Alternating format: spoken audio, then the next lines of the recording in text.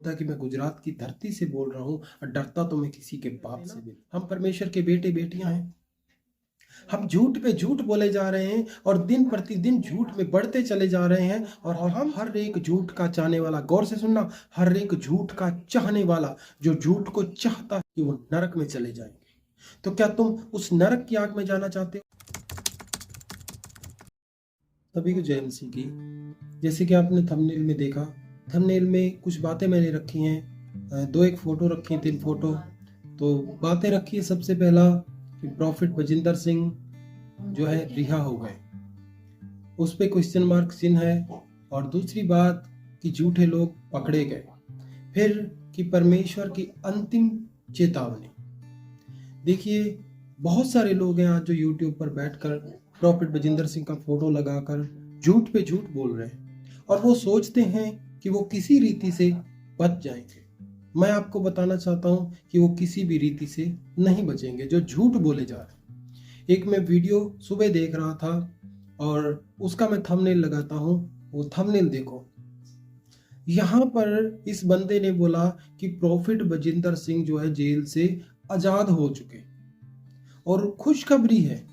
ये झूठ बात फैलाकर लोगों को झूठी प्रेरणा और झूठी बातें पहुंचा रहा है और सोचता है कि ये परमेश्वर के न्याय से बच जाएगा।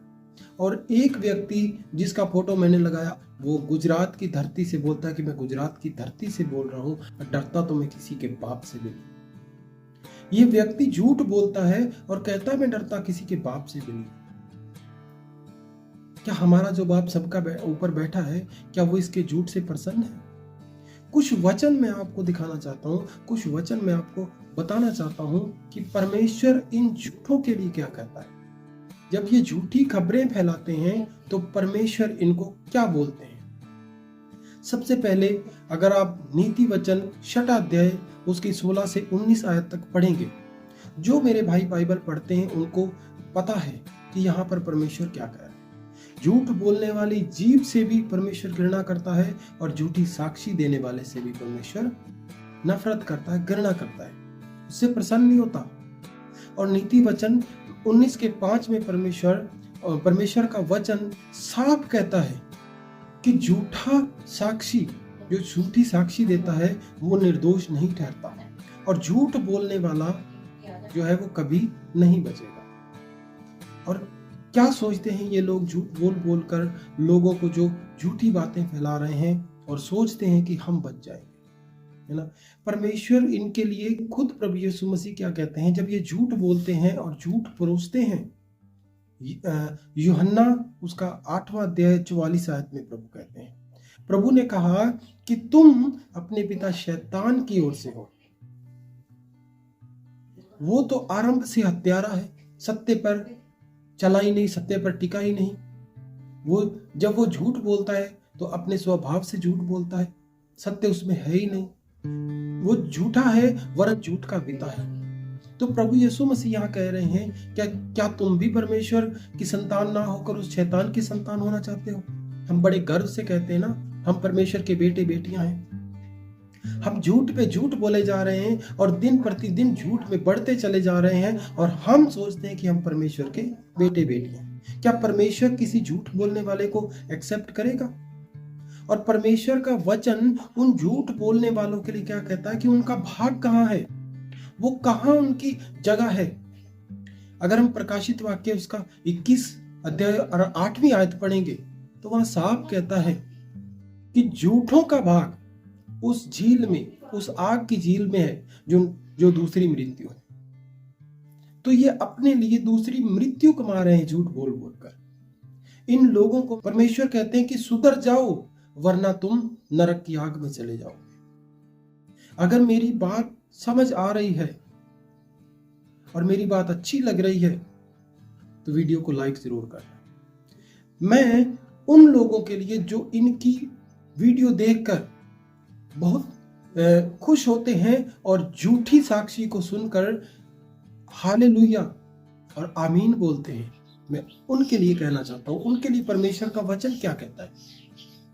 अगर हम प्रकाशित वाक्य 22 अध्याय उसका 14 और 15 आयत पढ़े, ये जो झूठ बोलने वाले हैं ना, और इनके साथ जो झूठी बातें सुनकर विश्वास करने वाले, उनके लिए सुनना जरा गौर से वचन क्या कहता है।